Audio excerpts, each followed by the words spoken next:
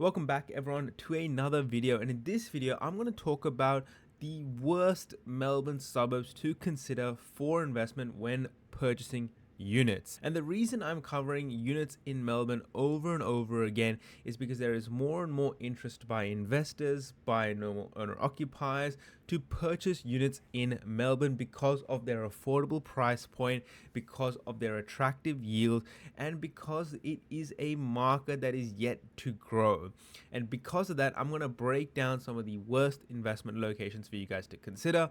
Now, if you haven't already, I have done a video on some of the best suburbs in Melbourne units to consider. I've mentioned 2 suburbs, and I want you to go check that video out as well so that you are remaining well informed. And just before I do go into the video, guys, if you haven't already, jump into the private community. We have over 250 members helping each other out on a daily basis, talking about different locations, talking about different opportunities, different asset classes, different asset types, and different methods of investing on a daily basis, whether it's SMSF, whether it's investing in your personal name, super, or trust, and more. And I can also give you private mentorship when it comes to your strategy, when it comes to your property deals, and picking the right suburbs that fit your strategy. So if you think you need help, especially when purchasing units, then jump into the private community. Get the help you need. It's $40 a month. It's a subscription service. Cancel anytime you want. And let's get back into the video. Now, when you go on to Hashtag and you start to look at suburbs and locations in Victoria, you can see that in Victoria, there's about 1,111 suburbs to choose from when purchasing units. And when you look at Victoria and you look at units and the units to invest into Victoria, there's about 472 suburbs to choose from, which is just insane. And you need to narrow down the best and the worst locations to avoid and to purchase in. And so when you're looking at which locations to not invest into, there are a couple of key metrics that I like to look at as an investor. And some of these key metrics are underneath my unit strategy. And when you look at these metrics, there are 2 key metrics that I like to look at. One is rented to owner occupier ratio, and number 2 is unit to house ratio. These are simply the most important metrics when it comes to unit assessments that is different from investing into normal houses in suburbs. And the reason these metrics are so important is because when we have too high of a renter to owner occupier ratio, say over 60%, then we have too many renters in that location. We don't have enough owner occupier demand. It also suggests to me that the location is more of a transient location where people might come to live and work, but they may not necessarily like to actually live and own a property there. And that means there could be more rental turnover, more vacancy rate, and so on. And the other metric I like to look at, but you can't see on the screen at the moment, is the unit to house ratio. And I like to have the unit to house ratio less than 50%. Why is this important? Because when we have an oversupply of units, we have more supply of housing, which means there's less chance of capital growth to occur in that location. And so when you start to look at different suburbs across Melbourne, the suburbs you see on the screen at the moment, about 16 suburbs, are probably not the best to invest into. And if you're an avid viewer of mine, you'll actually notice some suburbs on this list are close to suburbs that I actually recommended to invest into, and I'll touch on them a little bit later in this video. But for example, and if we take one of the suburbs on that list and you start to look at the data metrics behind it, for example, Windsor,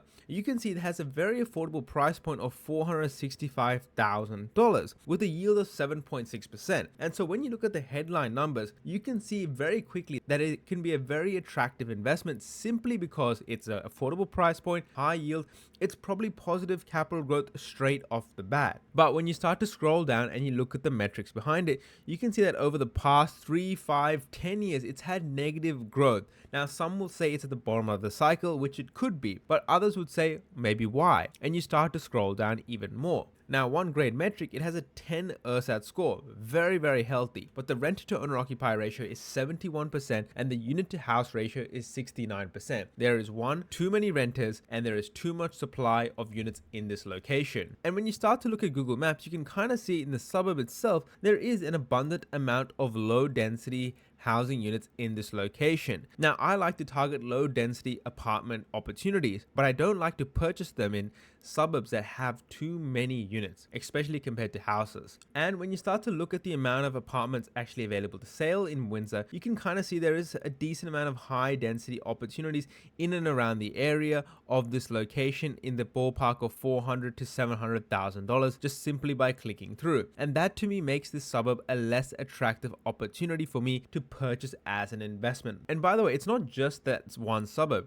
If you take another example like Parkville, 471,000, 6.8% yield. You start to scroll down, you can see that prices have been dropping, as we know. Once again, the rent to owner occupier ratio is 71% with 78% unit to house ratio. There is too many units in this location. I would not consider it for investment. Even when you look at the affordability index, you can see it costs only 18 years to own, which is incredibly affordable. However, when we're looking at places to invest, we're not just looking at the affordability alone. We're looking at the ERSAT score, the rent to owner occupier ratio, unit to house ratio, stock on market, inventory, days on market, and so on. And so even though the stock on market falls within our thresholds, days on market falls within our thresholds, when we have a look at these two metrics alone, it would eliminate this suburb for us to invest into. Another example here, Collingwood in Victoria, close to Yarra location. It's $962,000 to buy this unit at a median price, which is just something ridiculous. I would never spend that much money a unit. The whole point of a unit play, by the way, guys, is for one, to be affordable. So you're trying to pick up units for less than 500K, less than replacement cost, and you're trying to pick them up at 6 to 7% yield minimum. Anything less, it's not going to cover the strata payments. It's not going to be worth the hassle, in my opinion. And you can see the yield is 4.35%. So immediately this suburb would be rejected in my watch list. Well, I must say it's actually got positive growth compared to the other location. Regardless though, guys, renter to owner occupier ratio 64% and unit to house ratio 77%. And so this doesn't fall under my thresholds of consideration, and hence I wouldn't consider locations in the suburbs. And that's going to apply for a lot of locations listed out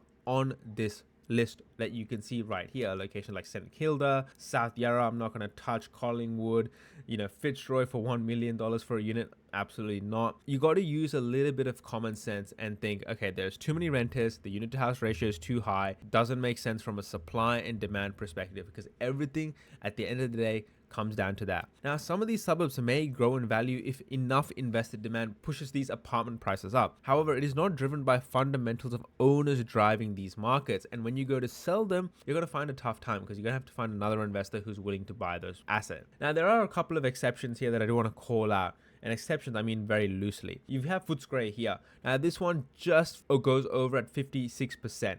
And I want to show you this location. Now, this is $521,000 for 5.7% yield. So not the best, but not the worst either. Affordable price point, yield just meets our target because you can find unit opportunities with 67% yield. The renter to owner occupier ratio is 56%, but the unit to house ratio is too high at 72%. So this would be eliminated from our watch list. But then you look at the suburb next door, West Footscray. There is more affordable price point, around $450,000. To be honest, I think this median price is a bit misleading, and the 7.1%.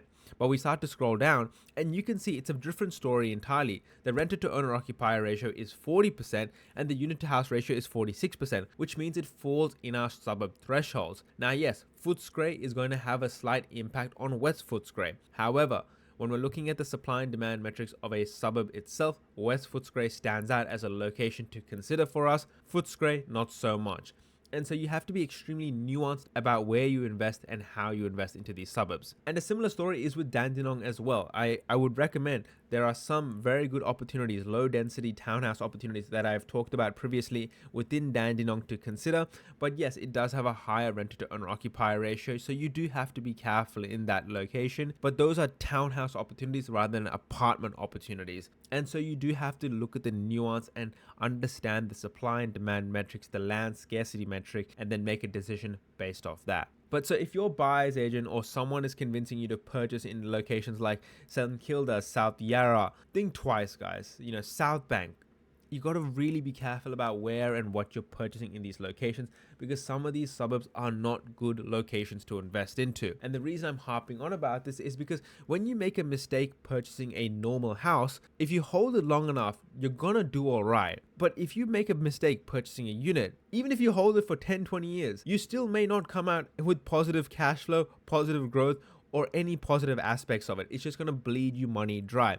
It is so much easier to make a mistake when purchasing units than it is when purchasing a house. And so if you've watched right till this end of the video and you want the best 5 locations to invest into Melbourne for apartments, comment apartments down below and I will do that video for you guys. Till next time, thank you very much. Jump to the private community. Do not make the wrong decision, guys. See ya.